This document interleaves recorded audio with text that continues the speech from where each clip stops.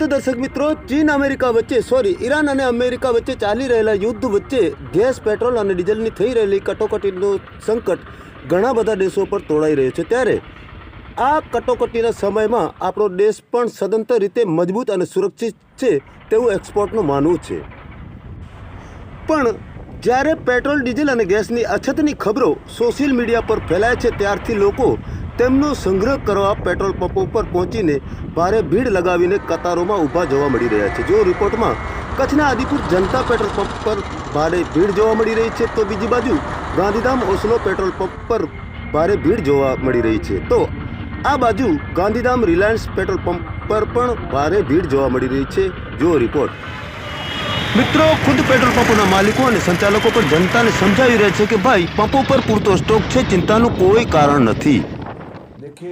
તો આ તમામ વ્યવસ્થાને મદ્દેનજર રાખીને ગુજરાત રાજ્ય નાયબ મુખ્યમંત્રી શ્રી હર્ષ સંઘવી પણ જણાવી રહ્યા છે કે રાજ્યમાં પેટ્રોલ ડીઝલ ખૂટી રહ્યું છે તે માત્ર અફવા છે અને તમામ પંપો પર પૂરતી વ્યવસ્થા છે। જો રિપોર્ટ ગુજરાત રાજ્ય નાયબ मुख्यमंत्री हर्ष संघवी શું જણાવી રહ્યા છે, જો રિપોર્ટમાં।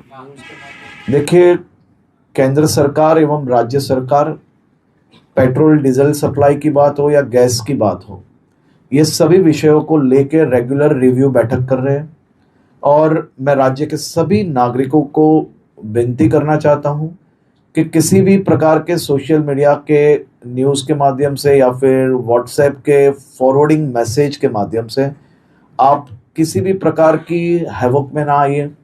कोई भी अफवाहों में आके आपको आपका काम छोड़ के ये लाइनों में खड़े रहने की आवश्यकता नहीं है।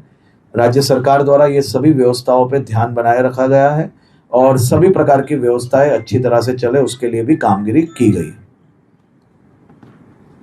તો કચ્છમાં પણ ભુજની કલેક્ટર કચેરી મધ્યે પણ પેટ્રોલ ડીઝલના જથ્થાની સમીક્ષા અંગે બેઠક યોજવામાં આવી હતી। આ બેઠક કચ્છ કલેક્ટર આનંદ પટેલની અધ્યક્ષતામાં યોજવામાં આવી હતી, જેમાં પુરવઠા અધિકારી, પોલીસ અધિકારી અને ઓઇલ માર્કેટિંગ સેલ્સ ઓફિસર પણ હાજર રહ્યા હતા।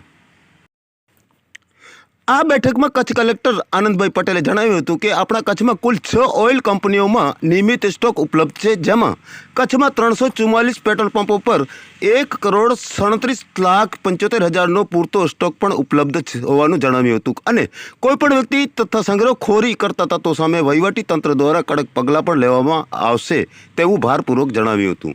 આગળની અપડેટોમાં જોતા રહો કચ્છ ન્યૂઝ ચેનલમાં। મનોજ રાઠોડ સાથે સહયોગી રિપોર્ટર ધીરજભાઈ સિજુ। જય હિન્દ।